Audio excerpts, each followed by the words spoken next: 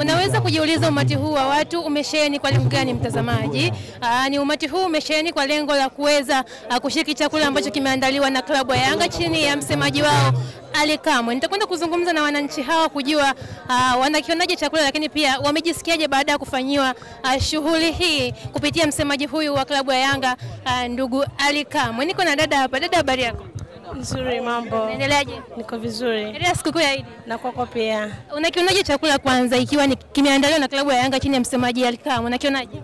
Chakula kwa kweli ni kizuri, tunamshukuru Mungu. Tunaombea klabu yetu pamoja na viongozi wetu pale walipotoa. Mwenyezi Mungu akawabariki, pia tunaitakia kila laheri timu yetu ya Yanga. Yanga unaama? Asiwezi, maisha mpaka kifo. Kwa mchezo wa siku ya Jumatano, wewe unatarajia nini kama shabiki kindakindaki? Kwanza kabisa natarajia burudani, kuiona timu yangu wachezaji wakicheza pale uwanjani na ushindi mnono, si chini ya goli 5. Asante. Huyu ni shabiki wa Yanga ambaye anatarajia ushindi siku ya Jumatano. Ushindi siku ya Jumatano ambako timu hii ya Tabora United inakwenda kucheza na timu ya Yanga katika uwanja wa Ali Hassan Mwinyi. Lakini hapo watu wengi, nipo na watu wengi hapa ambao wametoka kupokea chakula. Niko na brother mwingine hapa ametoka kuchukua chakula chake vizuri kabisa. Brother, safi, mambo vipi? Salamu, unajionaje na hali? Najiona vizuri tu. Nili kwanza sikukuu ya Eid. Nashukuru. Unawaambia nini Yanga kupitia msemaji wa Yanga ambaye ameandaa sherehe hii kwa ajili ya kusherehekea sikukuu ya Eid katika viwanja hivi vya chipukizi hapa mkoani Tabora? Unamwambia nini? Sisi tunamshukuru tu msemaji wetu, anajituma, anajielewa kifupi. Unawaambia nini mashabiki kiujumla kwa ajili ya kufika siku ya kesho kwa ajili ya kuwapokea wachezaji wa Yanga ambao wanawasili katika uwanja wa hapa Tabora kwa ajili ya mechi ya siku ya tarehe 2? Unawaambia nini? Tukusanyike tu kwa wingi mashabiki, tulipe kisasi. Yaani sisi ni kisasi tu.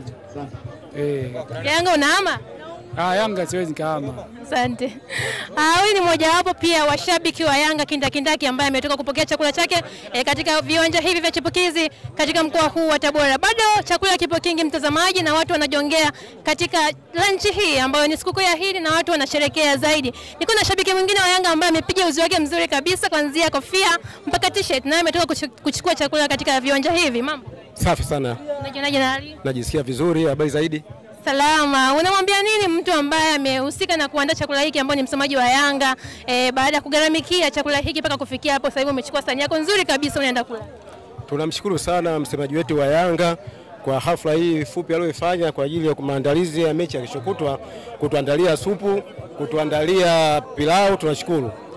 Tumekula ng'ombe mwenye miguu 4 pamoja na mkia.